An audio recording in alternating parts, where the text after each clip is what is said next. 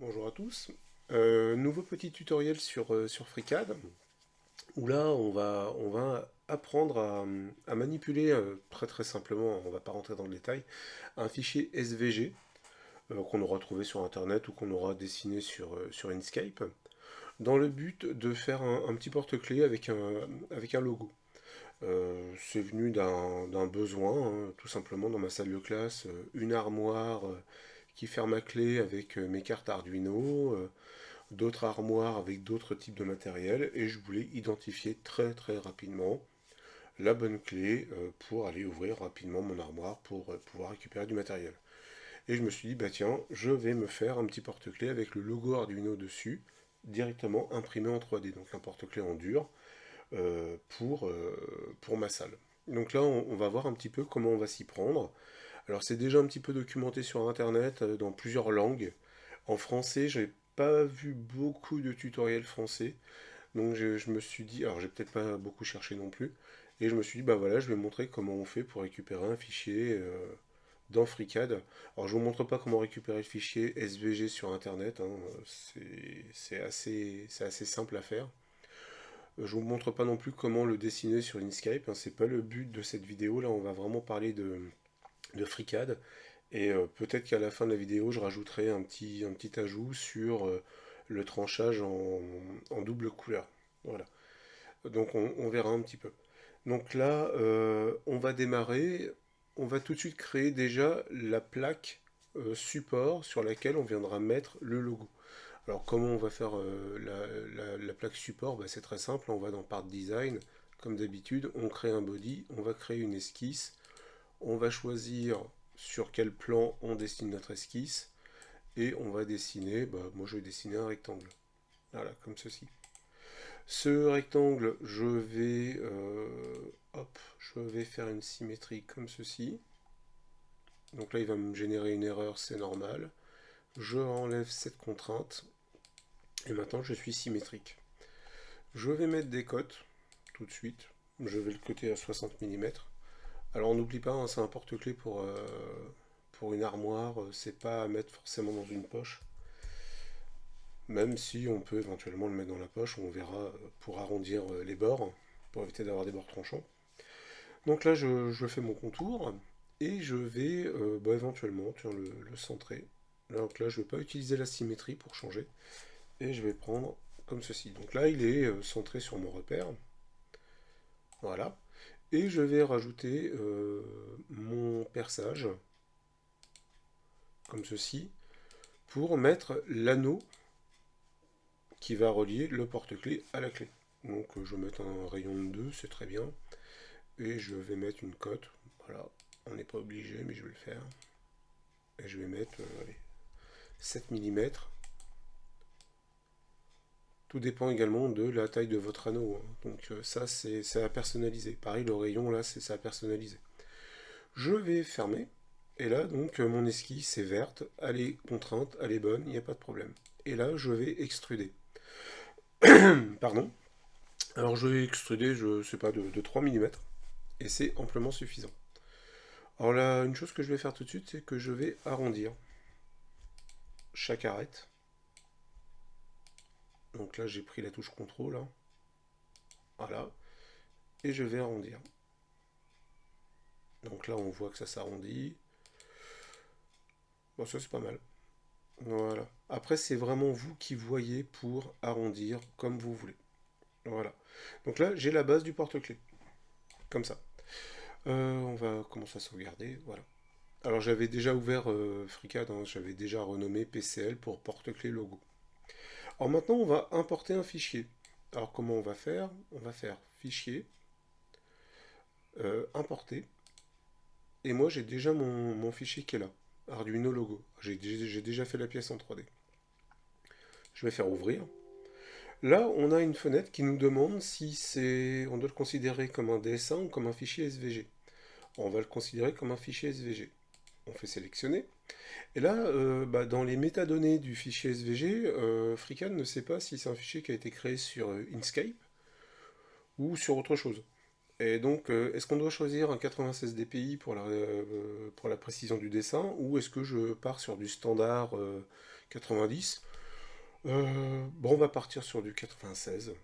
Et voilà, notre logo est là. On se rend compte qu'il n'est pas du tout dans le bon plan, mais c'est pas grave, à la limite, on va voir après comment on fait pour s'en sortir. Alors là, ce que je vais faire, c'est que je vais cacher ça, et maintenant je vais essayer tout de suite de travailler sur le logo. Alors je vais partir sur l'atelier Draft. Pardon. Voilà. Et déjà, la première chose que je vais faire, c'est nettoyer. Je n'ai pas besoin du nom Arduino, je n'ai pas besoin du TM, et je vais enlever le plus et le moins. Donc, je vais tout simplement cliquer sur un des éléments, hein, Path, chemin, et je vais choisir les chemins qui ne m'intéressent pas. Vous, après, c'est vous qui voyez, hein, si vous voulez le garder. Le problème, c'est que ça va faire des esquisses ouvertes à un moment, et ça va pas coller. Je garde les contours, j'enlève le plus, et j'enlève le moins. Bon, voilà.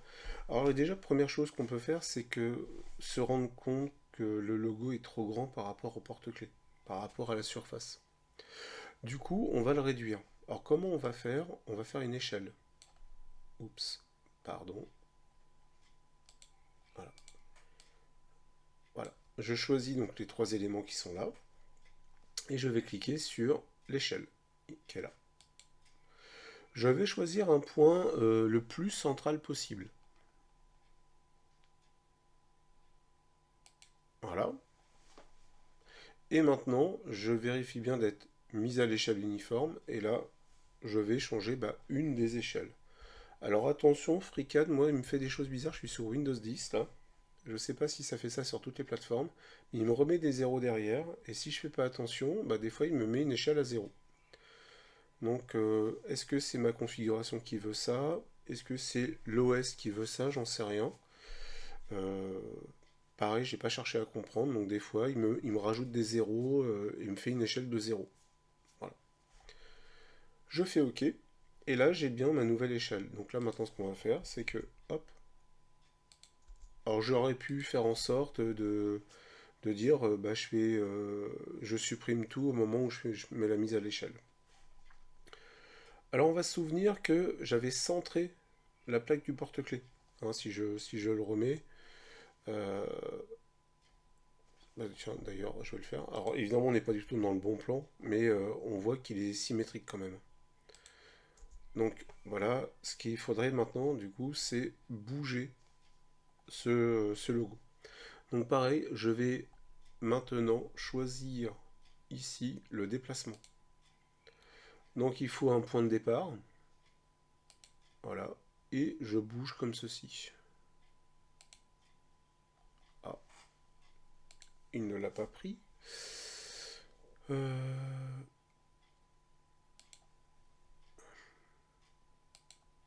Voilà. Là, il l'a pris. Voilà, maintenant je suis là où je voulais être. On a presque fini. On a presque fini. Là, le problème, c'est que c'est toujours un contour SVG. Là, tout de suite, FreeCAD ne sait pas quoi en faire. Donc là, je rechoisis le contour et je vais cliquer sur ce bouton. Convertir l'objet en esquisse. Et là, maintenant, il vient de me faire une esquisse. Donc si je masque ça, j'ai une esquisse ici. Alors maintenant, je vais faire quoi? Je vais aller dans l'atelier, non pas Part Design, mais Part. Là, si je regarde, voilà, je suis à plat, c'est bien une esquisse. Et je vais extruder. Je vais extruder de 2 mm et je vais faire OK. Et là, j'ai mon esquisse qui a été extrudée. Ça y est. Donc là, le problème maintenant, c'est que si je réactive ça, je suis pas dans le bon plan. Alors ce qui est assez drôle, c'est que dans tous les essais que j'ai fait, j'étais toujours dans le bon plan. Aujourd'hui, je suis pas dans le bon plan. C'est pas grave. Alors du coup, ce que je vais faire, je vais prendre ma nouvelle entité qui s'appelle Extrude et je vais faire clic droit, transformer. Alors du coup, je vais transformer. Je vais faire une rotation. Voilà. Et là, je peux me rendre compte déjà que je suis plutôt bien, hein. Est-ce que je suis bien aligné? Donc on va se mettre sur la vue de... Hop, voilà. Et on va décaler. Alors évidemment là je le fais un peu à la louche, hein. Si vous voulez vraiment avoir quelque chose d'hyper précis, c'est à vous de vérifier toutes les cotes. Là je le fais sans cote, hein. C'est vraiment un petit porte-clés fait rapidement. Donc là maintenant je fais OK. Voilà. Et j'ai mon porte-clés qui est terminé. Alors évidemment il m'a gardé ici mon ancienne grille. Alors je pourrais l'enlever, là pour l'instant je la laisse, elle ne me gêne pas vraiment. Alors maintenant, qu'est-ce que je vais en faire de ça? Le problème, c'est que si je fais extrude, j'ai extrude. Si je fais filer, j'ai filé. Ça me sélectionne une seule des deux entités. Donc si je veux conserver les deux et que ça me va, franchement ça me va bien, ce que je vais faire, c'est que je vais faire filer et extrude.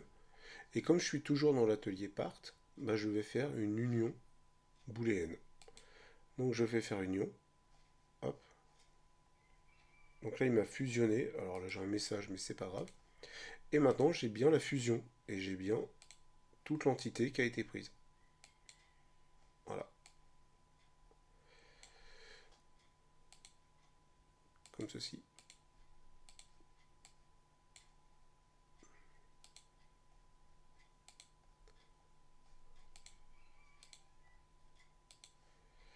Donc là maintenant, bah, qu'est-ce que je peux en faire? Bah, je peux l'exporter directement en STL et je peux récupérer mon fichier en STL. Alors le fichier en STL a déjà été fait, il a déjà été produit. Donc maintenant, je vais vous montrer dans une nouvelle vidéo comment trancher en bicolore avec le trancheur Super Slicer. Voilà, on se retrouve tout de suite avec Super Slicer.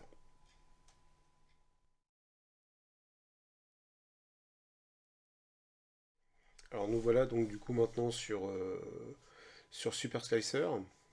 Super Slicer, pour ceux qui ne connaissent pas, c'est un excellent trancheur qui est un fork, hein, une adaptation de Prusa Slicer. Et d'ailleurs, Prusa Slicer est également une adaptation. Donc, Super Slicer, c'est vraiment une version, on va pas dire améliorée, mais différente de Prusa Slicer, qui utilise le même moteur, mais avec une interface légèrement différente.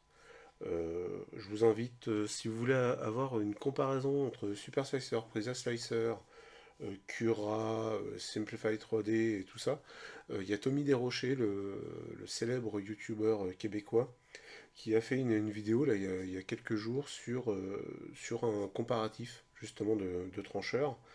Et il présente Super Slicer et Prusa Slicer dans sa comparaison, avec vraiment des tests. Voilà, donc allez voir, hein, vous regardez sur YouTube, vous tapez Tommy Desrochers, et vous verrez sa toute dernière vidéo qui est vraiment pas mal du tout. Bon là je ne vais pas rentrer dans le détail de Super Slicer, hein, je vais juste montrer comment trancher mon petit porte-clés que je viens de réaliser. Donc juste avant, j'ai dessiné mon porte-clés, je l'ai exporté en STL. D'ailleurs je n'ai pas montré dans la vidéo comment exporter en STL, mais c'est très simple, hein, on sélectionne l'entité fichier exporté et on choisit le format STL, mais ça a déjà été montré dans d'autres vidéos. Donc là maintenant bah, je vais aller chercher mon fichier. Donc hop, il est là. Et là on peut voir apparaître notre fichier. Alors comme il a été dessiné sur le plan qui n'allait pas, bah forcément il arrive directement tout droit comme ça. Alors là on va le basculer, donc on va cliquer ici. Et là il est mis à plat. Alors là je suis sur une imprimante à double extrudeur. Double extrudeuse, il y a les deux. Donc c'est pour ça que j'ai ma tour de purge qui est ici. Donc là, pour l'instant, Super Slicer ne sait pas que je vais utiliser deux extrudeuses et surtout il ne sait pas à quelle hauteur je vais changer d'extrusion. Donc j'ai bien ma machine qui a été réglée. Je vais découper. Donc je fais une première découpe. Euh, il y a eu une mise à jour dans la dernière version de Super Slicer où il détecte un logo. J'ai déjà essayé cette fonction-là. En fait, il va détecter la partie qui est en relief. Bon, ça marche pour l'instant. J'ai pas eu de bons résultats, mais peut-être parce que j'avais un problème de filament. Euh, J'oublie cette fonction pour l'instant et je vais le faire à la main. Donc là, en fait, on se rend compte que ma tour de puge a disparu. Pourquoi? Parce que Super Slicer considère qu'il il n'a besoin que d'un seul filament pour tout faire, parce que je lui ai pas dit en fait. Et si je regarde, là je ne montre pas les paramétrages internes, hein, les coques, tout ça, le remplissage. On est juste là pour voir comment on va faire une double épaisseur, enfin pardon, une double couleur, n'importe quoi. Et là, hop, on voit qu'on a la naissance ici à 3,2 mm de hauteur de la couche ici du signe infini. Voilà. Et bah, le petit plus là, il a une fonction. On fait ça, on fait changer d'extrudeuse, extrudeuse 2. Alors j'ai fait exprès de mettre deux bobines de couleurs bien différentes pour bien montrer la différence. Donc là, on va faire découper maintenant. Et là, bah, il a juste redécoupé avec le changement de filament. Et là, en vraie couleur, hein, j'ai une bobine de bleu, une bobine de rose. Bah voilà, j'ai mon changement ici. J'ai bien extrudeuse 1, extrudeuse 2. Et ça fonctionne très très bien. Là, on voit bien voilà, le perçage qui est là. Petite chose qui est intéressante, je le montre quand même, hein. Alors ça, c'est les lignes de purge, hein, juste devant. Une chose qui est très intéressante, c'est que dans Prusa Slicer, donc Super Slicer, il y a une fonctionnalité pour limiter la hauteur de la tour de purge. Pour ceux qui connaissent un petit peu le principe des imprimantes à plusieurs extrudeuses ou extrudeurs, on va avoir une tour qui va faire la même hauteur que la pièce. Dans Super Slicer, il y a une fonctionnalité qui est vraiment excellente, c'est la tour de purge sans couche dispersée qu'elle a. Moi, c'est coché par défaut. Parce que dans ce genre de configuration, c'est très très très bien. Mais en fait, ça sert à quoi? Ça sert à faire une purge uniquement quand il y en a besoin. C'est-à-dire qu'en fait, il va purger juste avant d'attaquer cette couche-là. Si je décoche ici, voilà, je retourne sur le plateau, je retranche, je suis obligé de trancher. Et là, ben maintenant, du coup, j'ai une tour de purge qui est plus haute. Alors là, c'est un défaut d'affichage, hein, clairement. En fait, il refait une petite purge en l'air, c'est vraiment bizarre. Je m'inquiète pas pour ça. Mais là, on a bien une tour de purge qui fait la hauteur. J'ai tout le bleu, puis j'ai du rose pour attaquer le rose. Alors que si je coche ici, voilà, et que je redécoupe, bah, je n'ai plus la hauteur. Donc c'est hyper hyper économique en filament. C'est vraiment excellent au niveau filament. Donc là, bah écoutez, il n'y a plus qu'à exporter, voilà quoi. Là, je suis vraiment sur des paramètres. On n'est pas là pour faire un cours de tranchage, de paramétrage d'un trancheur. Si des courriels me demandent de faire une vidéo sur Super Slicer, je ferai une vidéo sur Super Slicer, il n'y a pas de problème. Voilà. Bah, cette vidéo s'arrête là et vous avez une petite incrustation du résultat attendu. Voilà. Bah, je vous remercie de m'avoir suivi et à une prochaine vidéo pour faire un porte-clés avec des lettres et non pas un logo. Merci bien.